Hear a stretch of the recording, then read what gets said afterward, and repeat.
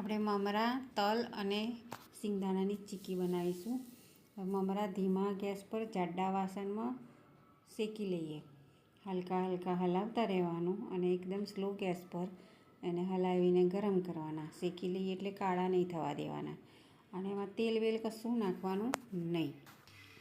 બંને થાળીમાં તેલ લગાવી દેવાનું બરાબર. એની બોર્ડરને પણ તેલ લગાવી દેવાનું. હવે વાસણમાં ફરી 1 ચમચી ઘી મૂકીને ગોળ નાખી દેવાનો અને એને હલકા હલકા હાથે હલાવવાનો. ગેસ સ્લો રાખવાનો અને ગોળને ઉકાળવાનો નહીં, ગરમ કરવાનો અને પછી લિક્વિડ કરવાનો. અને એક બબલ થાય એટલે મમરા નાખવાના એને. હવે ગોળ ઓગળી ગયો છે, આવો લિક્વિડ થવા દેવાનો. ગેસ સ્લો જ રાખવાનો અને એને હલાવતા રહેવાનું, વચ્ચે ચોંટવા નહીં દેવાનું.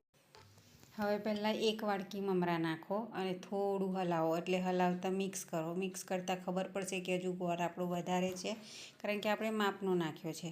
અને પછી એને બીજી વાડકી બી મમરા નાખી દો અને પછી બરાબર મિક્સ કરો. ના ખબર પડે તો ગેસ બંધ કરી દેવાનો. એક હાથે સણસી પકડવાની. મારા હાથમાં મોબાઈલ છે.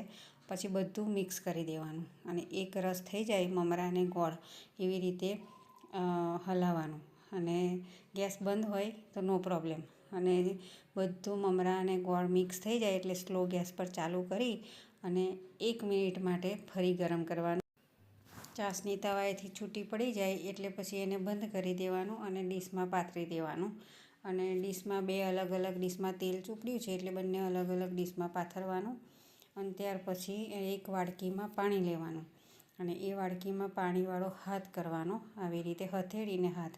પછી ફટાફટ એને થપ્પા મારવાના, જેવી રીતે હથેળી આંગળાથી દબાવવાનું એટલે એ મમરા બેસી જશે એક સરખા.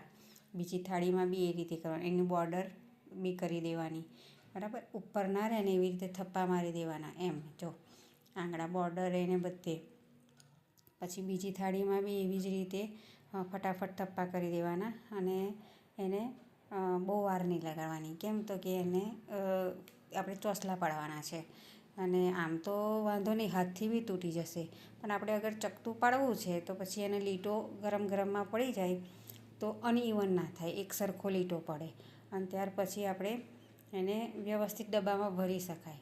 અને જો આવી રીતે ધારને પહેલી બેસાડવાની અને વચ્ચે હથેળી હોય ને એટલે વચ્ચેનું તો દબાઈ જ જાય. અને વારંવાર પાણી લેવાની જરૂર નહીં પડે, કારણ કે ક્યારે લેવાનું પાણી કે આપણો હાથ ગોળે દજાવાતો હોય ને એટલે. અને એ ચોંટે ના, પાણીવાળો હાથ હોય ને તો ચોંટે ના. હવે આટલો મારો ગોળ વધ્યો હતો. હવે માપ મેં આગળ નહોતું લખ્યું, પણ હું હવે અત્યારે માપ કહું ને તો 2 વાડકી મમરા તો અડધી વાડકી ગોળ. ફરી કહું, 2 વાડકી મોટી 2 વાડકી મમરા તો અડધી વાડકી ગોળ. ખબર પડી? એક જ અડધી વાડકી ગોળ હતો બરાબર. આ માપ હતું, કારણ કે મમરા પોલા હોય ને ગોળમાં લિક્વિડમાં સમાઈ જાય. ગરમ ગરમમાં ચપ્પુથી લીટા પાડવાના. તબેથા બબેથા ને પીઝા કટર એ બધું કંઈ કામ ના લાગે. અને ઇઝીલી પડશે કેમ તો કે મમરા કપાઈ જાય ને કાગળની માફક, કાતરની માફક. એટલે ચપ્પુથી કટ કટ કટ કટ કરી અને ઊભી લીટીઓ દોરી અને એને એક સરખા ટુકડા કરવાના, આડી ઊભી લીટી. અને તમે ચપ્પુથી લીટી કરશો ને એટલે ખબર પડશે કે નીચે આપણે તેલ ચોપડ્યું છે ને એટલે એમાંથી ચોંટે નહીં, આખો પોપડો જ ઉપર આવી જશે. હવે હાથથી ગોળ લાડુ વારવા જઈએ ને હાથથી તો એકલા હોય ને તો બધું ઠંડુ પડી જાય. અને ઉતાવળ હોય ને તો આ સિસ્ટમ સરસ છે કે થાળીમાં તેલ ચોપડી દો અને તેલથી ચકતા પાડી દો. હાથથી લાડુ વારવા જઈએ ને તો હાથ ચીકણા થાય બરાબર. અને ગરમ ગરમમાં વાર લાગે અને ઠંડા પડી જાય ને તો પછી લાડુ વરે ના. એટલે આવી રીતે થઈ જાય. જો થઈ આખું આવી રીતે ઉખડી જ જશે. પછી આપણે ચકતું પાડવાની તો વાર જ કઈ છે. જો જ્યાં આપણે લીટો પાડ્યો છે ત્યાંથી પીસ છૂટો પડી જશે. જો થઈ ગયું સરસ. એટલે વાર જ નહીં. ઊલટું લાડવા કરતાં આ ચકતું સરસ. એટલે આ મમરાની ચીક્કી તૈયાર છે. અને લાગે બી સરસ ડબ્બામાં. છોકરાઓને કડક કડક બહુ સરસ લાગે. ડબ્બામાં ભરી આપીએ ને તો ચાવતા ચાવતા એટલું સરસ, રમતા રમતા ગોળને મમરા ખવાઈ જાય. શિયાળામાં ગોળ ખાવામાં હેલ્થ માટે બહુ સારો. તૈયાર છે પોચી અને એકદમ ક્રિસ્પી મમરાની ચીક્કી. અને એને ચકતું પાડીને ડબ્બામાં ભરી દો. સરસ ડબ્બામાં ભરી દેવાય એવા મમરાના ચકતા. તૈયાર છે મમરાની ક્રિસ્પી અને સોફ્ટ ચીક્કી.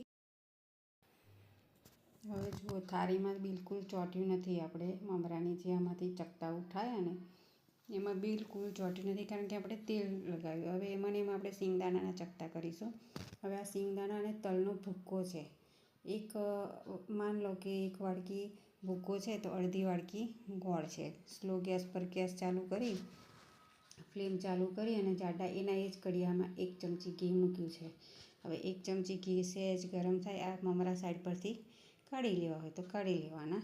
અને 1 ચમચી ઘી ગરમ થાય ને એટલે આ અડધી વાડકી ગોળ છે એ નાખી દેવાનો અને એને આગળની માફક ગરમ કરવાનો.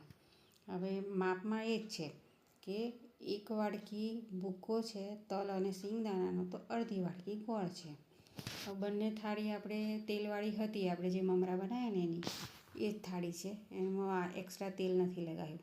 હવે ખાલી આ વાડકીની બોટમ પર પાછળની સાઈડે તેલ લગાવ્યું છે, કારણ કે આપણે પાવડરનો દાણા અને તલના પાવડરનો ભૂક્કો કરવાના છે, આખા દાણા નહીં. અને પ્લેટફોર્મ પર એને વણીને નથી કરવાના, થાળીમાં કરવાના છે, બરાબર. અને આ હાથથી નહીં ચોંટે, પાવડર છે ને એટલે હાથથી થપથપાવાય નહીં.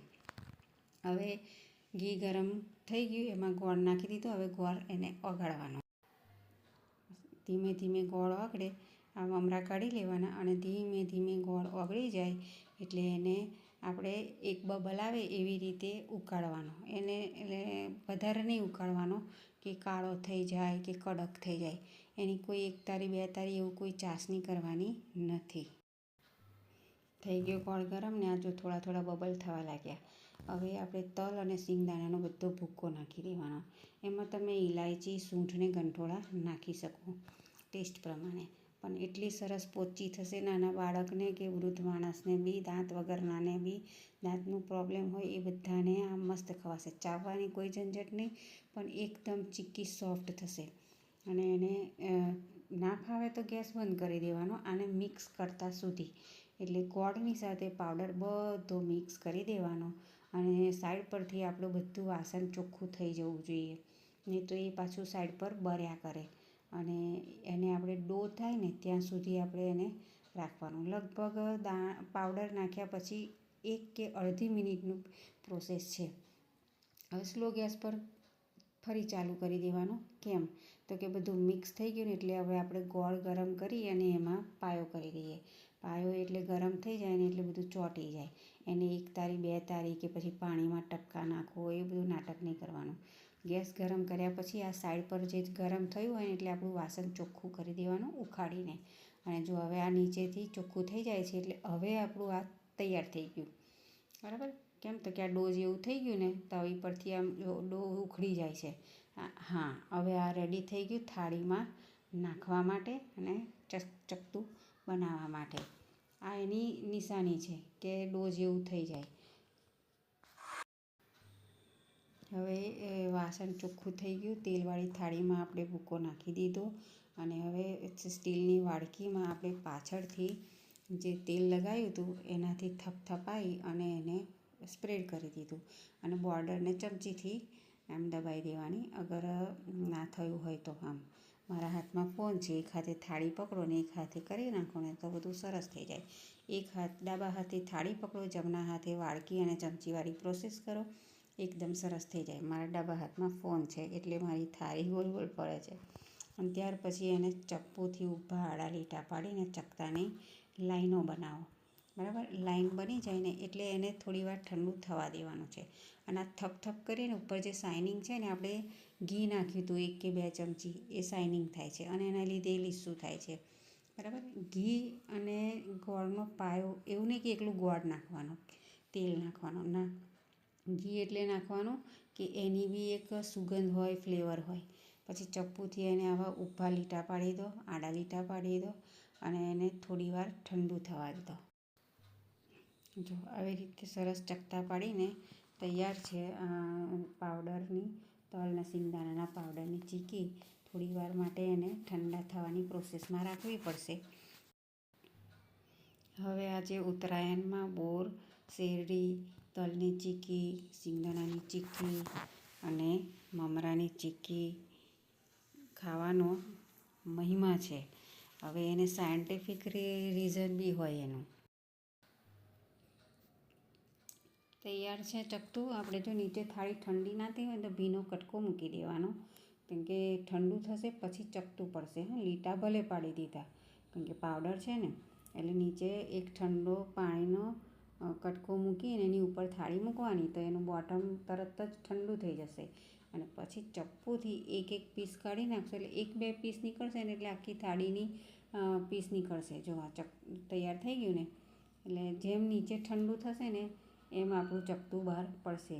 ગરમ હશે તો નહીં પડે. એટલે આપણે સિંગદાણા, એનો ભૂક્કો, તલનો ભૂક્કો એ કરી આપણે એને ચીક્કી બનાવી છે. અને ચપ્પુ જ લેવાનું, એવું કંઈ કટર વટર લેવાનું નહીં, ચપ્પુથી જ સરસ થઈ જશે. અને સોફ્ટ એટલી થશે કે દાંતને તકલીફ નહીં થતી. નાનું બાળક હોય, ઘરડા માણસ હોય, એકદમ સરસ પોચી ચીક્કી થશે. જો બિલકુલ થાળીમાં ચોંટ્યું નથી અને એક બે પીસ નીકળે એટલે આખી થાળીના ચપટા નીકળી જાય. આ બોર્ડરના છે, ભૂક્કો છે સાઈડ પરનો. હવે જો આ બધા પીસ સરસ થઈ ગયા ને, એકદમ સરસ સુખડી જેવા એટલા સરસ લાગશે કે પોચા પોચા મસ્ત. ખરેખર જોઈએ, આખા દાણાની ચીક્કી કરો ને, અલગ અલગ તલની ને સિંગદાણા, એના કરતાં બહુ જ મસ્ત. હવે ટેરેસ પર બોર, શેરડી, તલ સિંગદાણાની ચીક્કી, પછી મમરાની ચીક્કી, આ બધું લઈને ટેરેસ પર જવાનું. તૈયાર છે ઉત્તરાયણનો નાસ્તો. સબસ્ક્રાઈબ